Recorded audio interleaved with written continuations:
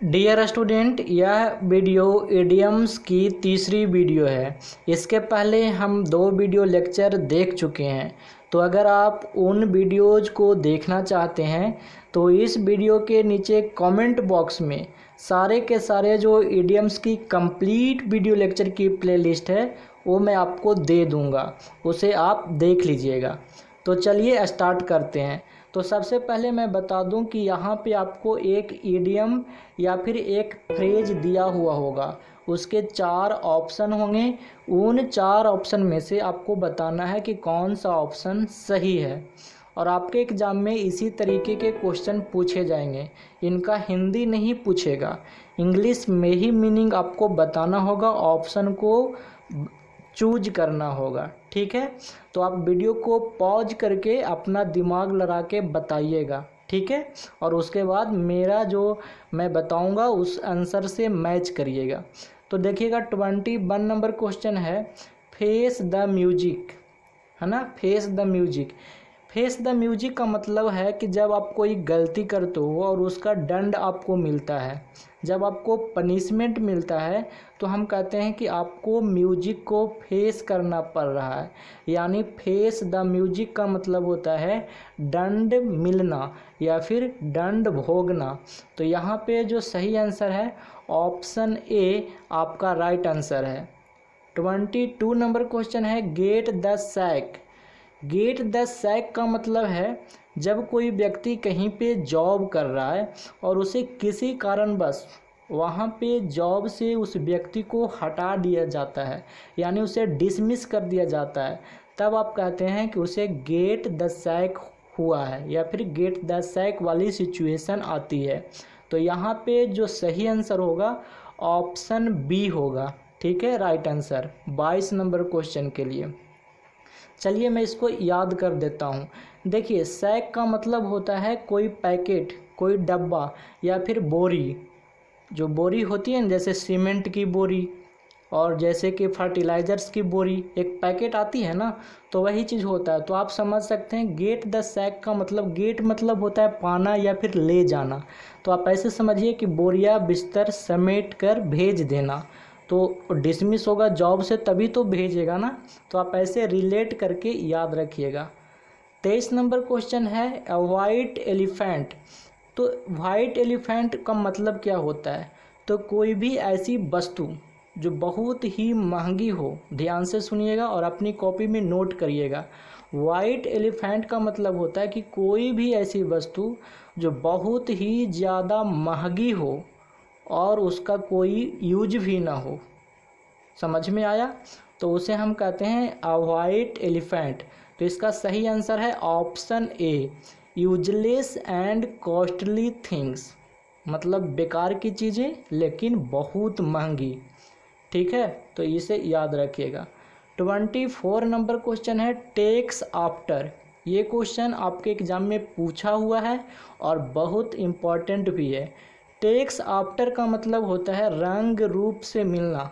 जब कोई बॉय या गर्ल, लड़का या लड़की अपने माँ बाप, दादा दादी, अपने परिवार के किसी सदस्य से उसके चेहरे का रंग रूप, उसके हाव भाव या भी किसी तरीके से उससे मिलता जुलता नज़र आता है, तब हम कहते हैं कि टेक्स आफ्टर है। मतलब टेक्स आफ्टर का सीधा मतलब आप समझिए कि माँ बाप के रंग रूप से मिलना, है ना।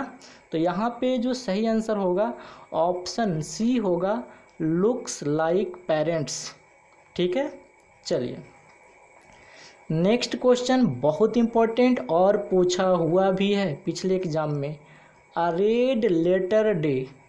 अ रेड लेटर डे का मतलब होता है बहुत ही महत्वपूर्ण दिन। तो यहाँ पे जो सही आंसर होगा ऑप्शन ए आपका राइट आंसर है।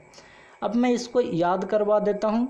देखिए, अंग्रेज जो लोग थे ना, क्योंकि इंग्लिश अंग्रेज़ों की भाषा है, तो अपने कैलेंडर में, कैलेंडर जानते हो ना, जैसे हमारे यहाँ ठाकुर प्रसाद की कैलेंडर आती है, तो वो कैलेंडर में जो इम्पोर्टेंट डे होता था, कोई फेस्टिवल होती थी, कोई इवेंट होता था, कोई भी प्रोग्राम होता था, तो उसे लाल रंग से वो गोल कर देते थे। ठीक है, तो गोल कर देते थे, तो वहीं से ये फ्रेज बना, वहीं से ये चीज़ें बनी, ठीक है। उन लोग गोल कर देते थे और कहते थे कि इस दिन रेड लेटर डे है, देखो मैंने रेड किया है। इसका मतलब इम्पॉर्टेंट दिन को रेड कर देते थे, मार्क कर देते थे। तो आप ऐसे याद रखना, ए रेड लेटर डे का मतलब होता है बहुत ही महत्वपूर्ण दिन। तो ऑप्शन ए आपका राइट आंसर है। 26 नंबर क्वेश्चन है, man in the street. Street का मतलब गली होता है, गली जो आपके गांव में, आपके शहरों में जो गली होती है ना, जिसमें आप जाते हो, जिसके गली तो जानते होगे आप लोग, है ना। तो मैन इन द स्ट्रीट का मतलब होता है एक साधारण आदमी। मतलब आप ऐसे इसे रिलेट कर लो कि गली में कोई भी आदमी तो साधारण सी तो होगा ना। तो यहाँ पे 26 का सही आंसर है option A, an ordinary person. 27 number question है, एट द 11th आवर।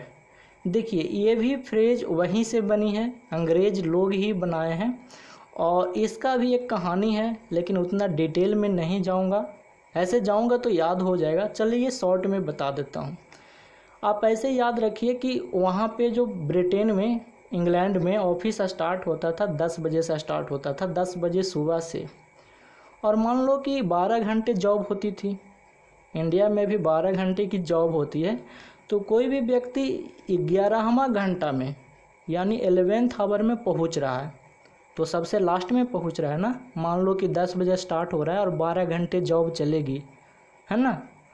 ऐसे तो आप ऐसे समझ लो कि 6 बजे, छोड़ो उतना, 6 बजे जॉब ख़त्म होगी और कोई 5 बजे पहुंच रहा है, मतलब एट द 11th आवर, मतलब 11वें घंटे में पहुंच रहा है, तो लास्ट में पहुंच रहा है ना।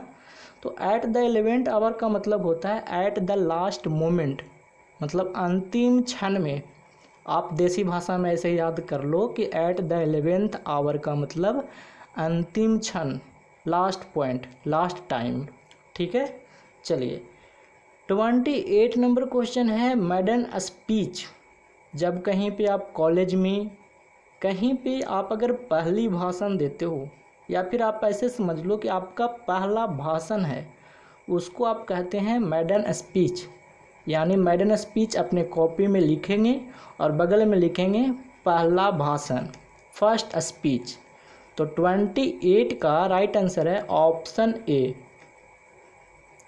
29 नंबर क्वेश्चन है, एक क्लोज शेव।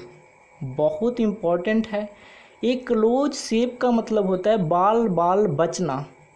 जब कोई भी परिस्थिति, कोई भी परेशानी, कोई भी घटना, दुर्घटना होने से आप बाल बाल बचते हो, बाल बाल बचना समझ रहे हो ना, मतलब थोड़ा सा का बच जाना, बहुत मुश्किल से बच पाना, ठीक है।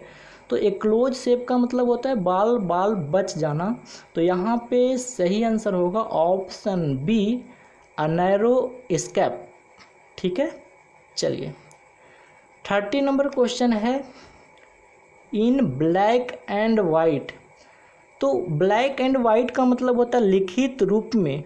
जैसे आपको मैंने कोई इन्फॉर्मेशन दिया तो ऐसे ही बोल दिया तो मौखिक हो गया ना। और जब मैंने आपको पेपर में लिख के बताया, एक सूचना निकाला, जैसे आपके कॉलेज में, आपके स्कूल में निकलता है, तो लिखित रूप में है, कहते हो ना कि तुम मुझे लिखित दो, इस बात की क्या गारंटी है। तो इन ब्लैक एंड वाइट का मतलब होता है लिखित रूप में। तो यहाँ पे जो सही आंसर होगा ऑप्शन ए होगा, टू राइट।